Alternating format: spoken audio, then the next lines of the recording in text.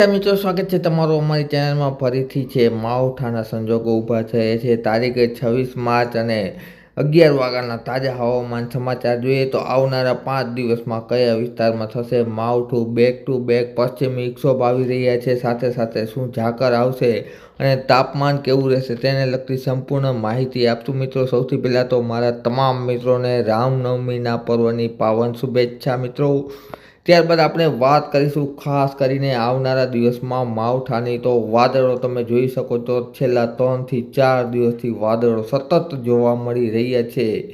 પેટર્નમાં થોડો ફેરફાર થયો છે, અસ્થિરતા ઊભી થઈ છે. સૌથી પહેલાં આપણે વાત કરીશું તારીખ 26 બપોર બાદની. તો મિત્રો, જોઈ શકો છો 26 તારીખ બપોર બાદ છે ફરીથી વાદળો છે જોવા મળશે. કચ્છ વિસ્તારમાં છે છેલ્લા 2 થી 3 દિવસથી ગાજવીજ દ્વારા થંડરસ્ટોર્મના વાદળો છે બની રહ્યા છે. તો આજે પણ બપોર બાદ છે બોર્ડર વિસ્તાર આસપાસ, મેં અગાઉ પણ તમને કહ્યું હતું કે બોર્ડર આસપાસ છે વધારે પ્રમાણમાં એક્ટિવિટી છે એ જોવા મળશે. મિત્રો, અમારી ચેનલ છે સતત તમને માહિતી, સચોટ માહિતી પૂરી પાડે છે. મિત્રો, એટલે એક લાઈક તો જરૂર આપી દેજો.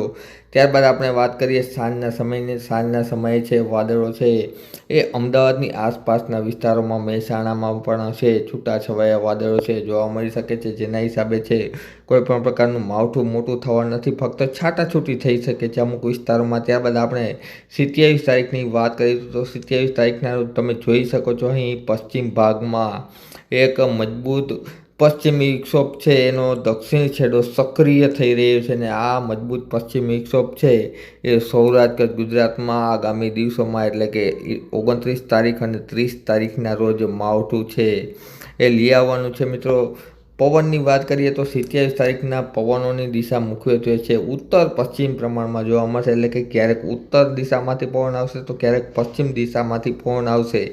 અને તાપમાનની વાત કરીએ તો તાપમાન મુખ્યત્વે આગામી 5 દિવસ સુધી છે 36થી લઈ અને 38 ડિગ્રી જેટલું તાપમાન જોવા મળશે. મિત્રો, ત્યારબાદ આપણે 27 તારીખ સાંજની વાત કરીએ તો 27 તારીખે મોટે ભાગે છે એ વાતાવરણ છે એ આકાશ કોરું જોવા મળશે. તમને કોઈ પણ પ્રકારના વાદળો છે જોવા નહીં મળે. ત્યારબાદ આપણે 28 તારીખની વાત કરીએ તો 28 તારીખથી પશ્ચિમી વિક્ષોભની અસર શરૂ થઈ જશે. અને મિત્રો, પશ્ચિમી વિક્ષોભ આવે એટલે સીધી અસ્થિરતાનો ઉદ્ભવ થતો હોય છે. મિત્રો, તમે અહીં જોઈ શકો છો તો પશ્ચિમી વિક્ષોભનો દક્ષિણ છેડો છે એ અરબ સાગરમાં સક્રિય થઈ રહ્યો છે. મોટો વાદળ બેલ્ટ, ક્લાઉડ બેલ્ટ છે આવી રહ્યો છે. 28 તારીખ બપોરની આપણે વાત કરીએ તો 28 તારીખે ફરીથી બપોરના સમયે કચ્છ વિસ્તારમાં, મેં તમને અગાઉ પણ કહ્યું હતું, કચ્છ વિસ્તારમાં વધારે પડતી એક્ટિવિટી જોવા મળશે.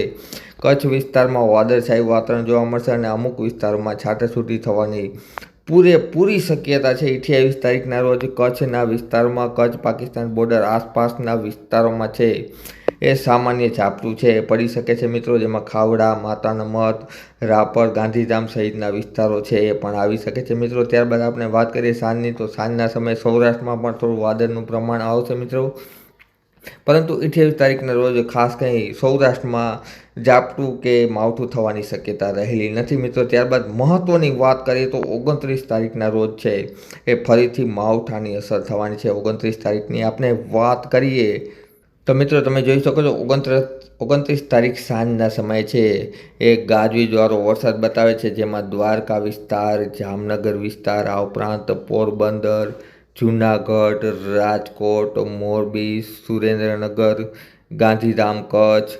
ત્યારબાદ આપણે વાત કરીએ તો અમદાવાદ સહિતના વિસ્તારમાં, આ ઉપરાંત છૂટક છવાયા ભાવનગરમાં અને અમરેલી, ગીર સોમનાથ સહિતના વિસ્તારોમાં છે એ 29 તારીખના રોજ ગાજવીજ સાથે છૂટાછવાયા વિસ્તારોમાં વરસાદ પડશે. પરંતુ આ માવઠાની તીવ્રતા ગયા માવઠાની તીવ્રતા કરતાં ઓછી રહેશે તેવું હવામાન ચાર્ટ બતાવી રહ્યા છે. પરંતુ એક વાતની મિત્રો નોંધ લેજો, કારણ કે આ છે એ પશ્ચિમી વિક્ષોભની અસરથી કે અસ્થિરતાના હિસાબે વરસાદ આવતો હોવાથી આમાં છે એ થંડરસ્ટોર્મનું પ્રમાણ વધારે હોય છે, ગાજવીજનું પ્રમાણ વધારે રહેતું હોય છે, જે આપણે અગાઉ પણ અનુભવ કરેલ. ત્યારબાદ આપણે વાત કરીશું તારીખ 30ની. તો 30 તારીખના રોજ પણ અમુક વિસ્તારોમાં છે એ ગાજવીજ સાથે વરસાદ થવાની શક્યતા રહેલી છે. મિત્રો, 30 તારીખના રોજ છે એ મોસ્ટ ઓફલી છે એ કચ્છ, ખાવડા વિસ્તારમાં, આ ઉપરાંત ભુજ સહિત ગાંધીધામ. ત્યારબાદ આપણે વાત કરીએ તો ઉત્તર ગુજરાત પણ બાકાત નહીં રહે. ઉત્તર ગુજરાતના પણ થરાદ વિસ્તારમાં, પાલનપુરમાં તેમજ સાથે સાથે સાબરકાંઠા છે મિત્રો, હિંમતનગર છે, મહેસાણા છે, પાટણ છે, અરવલ્લી વિસ્તારોમાં પણ છૂટાછવાયા વિસ્તારમાં ગાજવીજ સાથે વરસાદ થઈ શકે. આ તરફ જોઈએ તો અમદાવાદ, વડોદરા તેમજ આણંદ, સુરત, સાપુતારા સહિતના વિસ્તારોમાં ગાજવીજ સાથે વરસાદ થવાની શક્યતા રહેલી છે.